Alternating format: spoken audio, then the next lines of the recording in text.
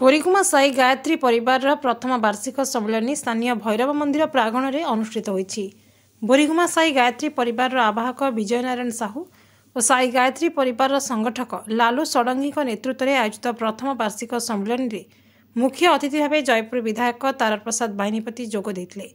सम्मानित अतिथि भाव कोटपाड़ विधायक रूपू भत्रा, पूर्वतन मंत्री रविनारायण नंद, सभापति दक्षिण ओडिशा उन्नयन भृगुबक्सी पात्र जोग देते।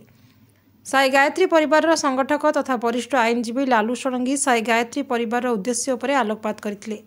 सेवा ही परम धर्म बोली कहवा सह साई गायत्री परिवार समस्त सदस्य सेवा मनोभाव नहीं कार्य करुछन्ति बोली कहिथिले। मुख्य अतिथि भाव विधायक तारा प्रसाद बाहिनीपति निज वक्तव्य कहिथिले, भैरव मंदिर परिसर में शिलालिपि जीर्णोद्धार साई गायत्री परिवार महान कार्य बोली कहिथिले। मुख्य अतिथि शिलालिपि जीर्णोद्धार शुभ उद्घाटन करने सह सीमेंट चेयर लोकार्पण करथिले।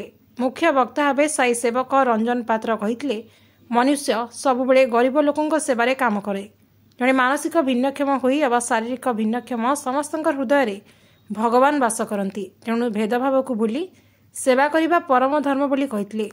सम्मानित अतिथि वार्षिक सम्मेलन में निज निजर वक्तव्य रखिथिले। एही अवसर में अवसर प्राप्त शिक्षकों को संबर्धना, नूतन प्रतिभा को सम्मान, मेधा तथा गरीब छात्रों को आर्थिक अनुदान प्रदान करा जायतिला। एतिसह गरीब असहाय मानू कंबल और पिलामानू स्कूल किट प्रदान करा जायतिला। साई गायत्री परिवार प्रथम वार्षिक सम्मेलन में बोरीगुमा अंचल बुद्धिजीवी, वरिष्ठ नागरिक, छात्र छात्री समस्त वर्गर लोक उपस्थित थे।